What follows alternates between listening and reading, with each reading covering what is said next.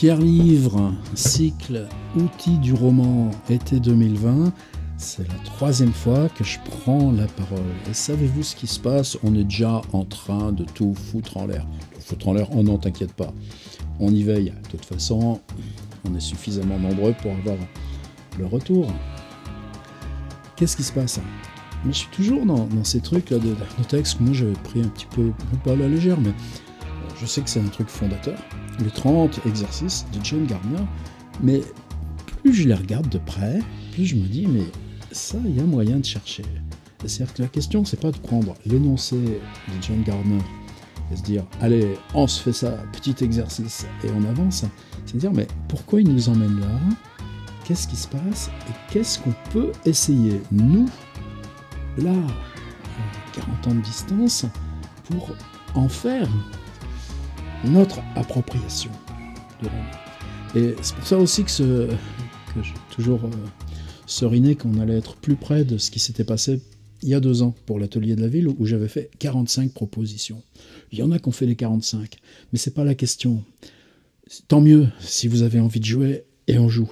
Mais l'idée de faire des choses à facettes, là, on essaye ça vous convient pas, attendez la suivante, prenez-en une autre, faites votre chemin. Pour l'instant, il n'y a pas même de progression. On essaye un truc, on essaye un autre, on accumule de la matière et on voit ce que ça donne. Ce que je vais proposer ne conviendra peut-être pas à tout le monde, mais la réflexion qui s'en induit, elle peut nous concerner tous et toutes. C'est-à-dire, je reprends l'exercice même qui nous avait servi pour la première marche d'approche. Exercice individuel, si je ne me trompe pas, c'était le 6.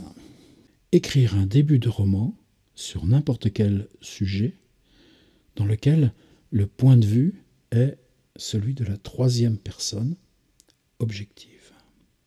Alors je voulais reprendre dans John Gardner ce même petit exercice, le 6, qui m'a servi non pas au premier exercice, celui du narrateur omniscient que j'ai pris là dans le 5 chez lui, mais la proposition numéro 6. La proposition numéro 6, c'était écrire un début de roman sur n'importe quel sujet avec le point de vue d'un narrateur objectif.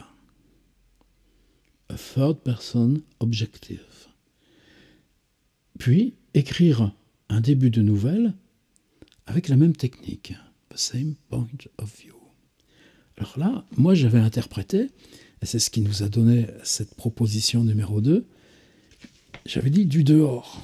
Puis ensuite, j'avais ajouté sombre histoire. C'est-à-dire, on prend ce point de vue du narrateur objectif, et de la même façon que sur omniscient, c'est pas tant la question de dire qu'est-ce qu'on peut fabriquer en un endroit où on voit tout, sait tout, de l'intérieur des têtes, c'est fascinant. Oui, mais ce qui nous intéressait à travailler, c'est comment toi tu le sais, pourquoi toi tu es omniscient, qu'est-ce qui fait que ce qui te rend omniscient change ta façon de décrire et de parler. Et j'avais découvert, en le faisant, et par les textes reçus, que oui, John Gardner changeait la règle, parce qu'en énonçant cet exercice tout simple, il ne s'agit pas d'appliquer une technique à quelque chose, mais que si on met l'accent sur omniscient, tout d'un coup, on crée cette réflexion, cette mise en réflexion sur la démarche même, en ce qu'elle est romanesque, et là, c'est gagné. Et c'est ce qu'on avait appliqué dans le deuxième exercice. C'est-à-dire, si c'est du dehors, si la troisième personne, si c'est un point de vue objectif, si le narrateur est du dehors, eh bien, en quoi le fait d'être séparé, pour ça que j'avais dit ensuite, prenez une situation de conflit, d'opposition, de tension, un tout petit truc, une dispute, un truc de collègue de bureau, dispute de voisinage, une affaire de famille qui crée, même là, à des années de distance, des petits bouts de silence ou des places à table différentes. Pas plus que ça, mais parce que le fait que le narrateur se tient à distance, cette extériorité, cette impossibilité de prendre parti pour l'un ou pour l'autre, fait que cette tension va créer la façon de parler. Alors là, pourquoi revenir sur cet exercice qui fait 3 lignes? Parce qu'il y en a beaucoup d'autres, dans ce qui suit aussi, qui sont basés sur des variations de point de vue narratif, mais vous allez voir, variation dans la façon de traiter par la langue. Je pense qu'on n'y coupera pas tout bientôt d'aller voir en quoi John Gardner, en tant que mec un peu rusé nous emmène là-dedans. Et c'était cette proposition d'écrire double. C'est-à-dire exercice numéro 6, écrire un début de roman, et juste après, écrire un début de nouvelle selon le même. C'est quoi la différence? En quoi le roman est un ton? En quoi le roman est un espace? Alors, il y a des romans très brefs, il y a des romans bien plus longs, mais une nouvelle, c'est pas la même chose. C'est la structure qui emporte tout et qui décide en chaque point de l'économie générale. Alors si on décrit la même chose, en quoi décrire la même chose, sachant qu'on est dans un rapport de temps à soi-même écrivant, mais de rapport de temps avec le lecteur, c'est-à-dire en tant que le lecteur accepte un pacte, en tant que le lecteur accepte, lisant le roman, de ouvrir son temps personnel, en quoi le lecteur accepte que son temps intérieur soit remis à la charge de l'écriture narrative, celle produite par l'auteur. Alors évidemment, ça peut être ultra dangereux. Prenez L'homme sans qualité de Robert Musil. Vous en prenez pour 2 énormes tomes avec du presque rien qui se passe. Mais pour certains d'entre nous, c'est un livre qui a été une sorte d'arrachement ou de sommet, ou de traversée, justement par la longueur et la lenteur. Alors il faut être armé, je suis d'accord. Eh bien, est-ce que justement la proposition de John Garner, elle n'est pas pour nous armer sur ce concept-là? Ce concept qui vaut par le pacte avec le lecteur. Alors, ça veut dire un début. Vous savez, je le prends vraiment à la lettre. Ça va marcher ou pas, c'est pas grave. Moi, ce que je voulais vous proposer, c'est d'écrire le même texte sous 2 formes différentes. Alors, ça suppose de trouver un contenu. On va prendre un contenu suffisamment standard, archétype. D'ailleurs, on va travailler bientôt aussi sur ces questions d'archétype pour qu'il convienne à la plupart d'entre nous. Mais on va le traiter selon 2 économies différentes. On va le traiter dans le cadre de l'économie du roman, qui ouvre, qui installe, qui amorce, pour une suite qui peut partir en boucle plus large. Et puis on va le prendre dans quelque chose qui serait l'économie de la nouvelle, c'est-à-dire, bien sûr, il va y avoir ensuite autre chose qui va venir heurter, ça nous, on va pas s'en occuper, mais dans cette présentation de figure, la question du montage, la question de l'émergence, le ton de la langue qui présente, la distance au personnage va être différente. Personnage, situation, c'est pas l'essentiel. Par contre, en réfléchissant à cette chose-là, c'est-à-dire, il y aura quelque chose qui est un début de roman et quelque chose qui s'amorce dans la nouvelle, mais avec la même figure. L'image qui m'est le plus directement venue, alors l'image qui m'est venue obscurément, irrationnellement, c'est l'expression « quitter la ville ». Une sorte de départ. Des départs de cet ordre, évidemment, je pense qu'on en a tous connu. Ça peut remonter à l'enfance, ça peut remonter...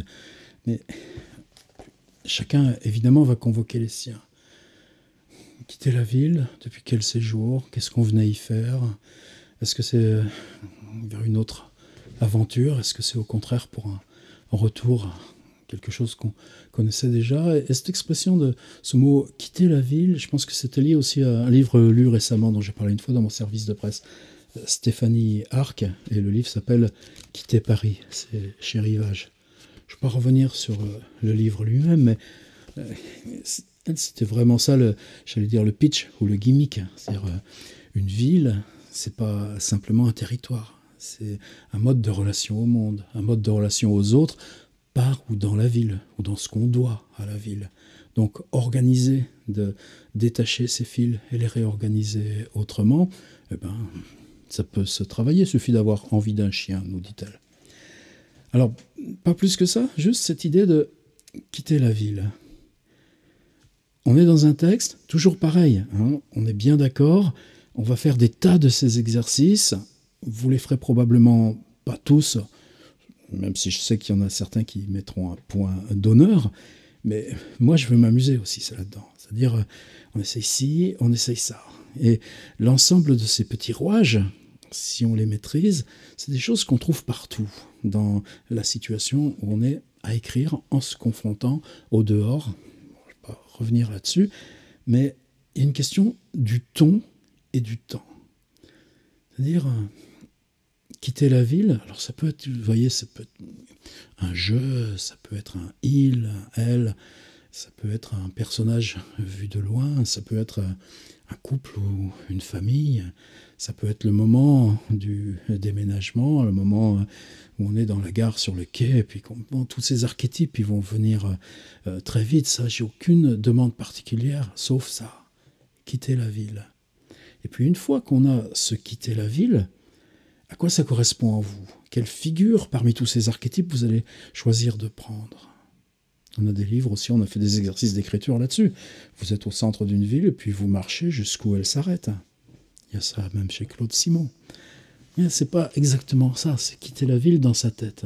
Mais le ton, est-ce que c'est le même si c'est le roman qui installe ce départ et qui va déployer ensuite le nouveau monde, la nouvelle figure de l'aventure au monde, ou si par ce départ, quelque chose qui est resté en arrière, quelque chose qui va passer devant, dans l'économie brute de la nouvelle, ça ne sera pas la même façon de le dire. Et moi, je voulais juste m'en tenir à ça. C'est simple, c'est petit, mais je tiens à ce que chacun des exercices qu'on va multiplier dans ce cycle, ce soit des choses avec un seuil très petit. Il n'y a pas une grosse marche. Il y a juste à se dire, je prends cette idée de quitter la ville. En moi, ça correspond à quoi? Où sont mes propres quitter la ville? Dans mon espace biographique, personnel. Pour moi, il y a eu quitter le village de Saint-Michel-en-Lerme, 1500 habitants, pour arriver à Civray, dans le sud de la Vienne, où il y en avait 2500. Puis ensuite, il y a eu aller au lycée à Poitiers, 40 000 habitants. Puis après, il y a eu aller à l'école d'ingénieur à Bordeaux. Il y a eu un passage par Angers entre-temps. Et puis ensuite, un jour, tu pars avec ton petit sac de sport et ton accordéon diatonique et tu te retrouves dans une piole de 6e étage à Paris, et puis etc., etc. Puis un jour, tu quittes Paris aussi. Alors vous avez cette liste. Mais en même temps, quitter une ville dans laquelle... quitter la vieille ville de Québec quand tu y as passé 1 an. Que tu sais que cette aventure, elle n'est pas reproductible dans ton cycle de vie. Eh ben, ça aussi, c'est une figure tout à fait inverse. Donc de quel quitter la ville, vous êtes vous-même dépositaire. Et dans ce quitter la ville, je voudrais simplement que vous ayez main gauche, main droite, non, mais au clavier, c'est pas très grave. Mais que vous ayez 2 têtes. Que ce même, une fois que le choix est fait, et je vous dis bien, on n'est pas forcé de travailler dans l'autobiographie. Pensez en littérature à tous les personnages de romans que vous avez vus. Aller dans une gare, charger une voiture, partir à pied, s'enfuir, choisir de partir. Une fois que cette figure est à peu près dessinée, faire une rédaction qui va être dans le partage large, où le roman, c'est dire « j'accepte que pendant un espace de 2 heures, 3 heures, 4 heures, je suive comment Stéphanie Arc a développé son livre. » Dans l'espace d'une nouvelle, les récits brefs de Kafka, les récits brefs de Tchekhov, de Raymond Carver, de Maupassant, les figures sont plus contraintes. Elles arrivent plus par aplat, par facette, par succession. Et donc, c'est simplement un travail sur... Alors, comment ça se passe quantitativement? Qu'est-ce que c'est qu'un espace large? Si vous voulez 3 pages, 4 pages, 10 pages, ne vous gênez pas. Moi, je mettrais juste version longue. Alors, évidemment, version longue, si c'est moins de 10 lignes, ça va être dur.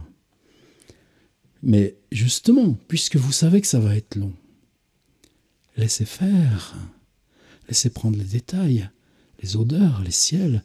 Qu'est-ce qu'on voit à chaque instant? Qu'est-ce qu'on touche? Qu'est-ce qu'on perçoit? Les réminiscences. Mais attention, on n'entre pas dans l'histoire.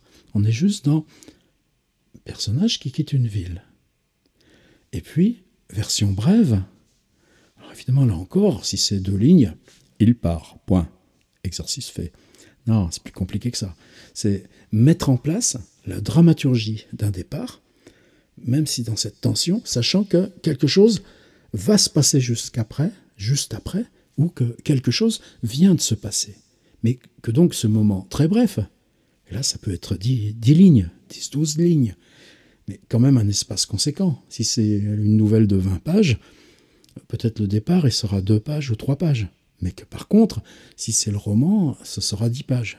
10 pages contre 2 pages. Vous voyez, c'est ce format de 1 à 5. Alors vous verrez dans les petites fiches, il y a par exemple 2 textes de Michaud qui sont dans Face au verrou, dont un s'appelle L'impossible retour. Quelqu'un qui est dans une ville et qui ne peut pas la quitter. Ça pourrait valoir le coup que vous alliez le relire. Pas plus que ça. On est dans le 3. Vous inquiétez pas, il va y avoir beaucoup de ces petits exercices. Ils conviennent pas. Mais je pense qu'on va explorer plusieurs fois, ce que j'ai jamais fait moi jusqu'ici, le fait de... Pour moi jusqu'ici, l'écriture c'est une nécessité. C'est plutôt arriver à reculer, s'immobiliser, s'établir à un point où, malgré toute ta résistance, ton attente, le vide, le silence où tu es, quelque chose se passe qui arrache et qui impose la forme d'écriture. Et là, je crois que j'apprends un petit peu à vivre aussi l'inverse. C'est-à-dire, on se positionne sur des choses qui, de toute façon, reviennent dans ce qu'on travaille, dans ce qu'on écrit, dans les livres qu'on aime aussi. Et sur ce point-là, on l'exerce. On l'exerce en se disant, si je laisse cette chose-là se développer, si j'accompagne ce développement, sachant qu'un espace de prose lente peut se développer autour, comment cette chose très simple, quitter la ville, peut s'écrire. En même temps, si je dis, cette chose-là, ce qui m'intéresse, c'est la tension qui va arriver juste après, ou la tension parce qu'il faut qu'on parte, parce qu'il n'y a pas le choix, eh bien, à ce moment-là, ça s'écrit autrement. Et donc, vous m'envoyez 2 versions, une brève, une longue, de la même chose très simple, quitter la ville. Et je ne veux pas lâcher mes cartouches tout de suite, mais j'ai vraiment, vraiment envie qu'on explore sur une partie des exercices ces questions de face à face. Il y en a quelques autres extraordinaires. C'est la proposition numéro 3, ça commence à se rôder, et s'il vous plaît, ne protestez pas parce que peut-être j'en mets un peu trop. L'idée, c'est justement ça, qu'on puisse multiplier un peu les prises d'écriture, que ça dessine très vite des univers. Que cet univers soit pour vous-même une découverte, parce qu'ils naissent de l'exercice et non pas de la volonté de faire un roman. Mais très vite, ça basculera dans le contraire. Ça, moi, j'en suis sûr.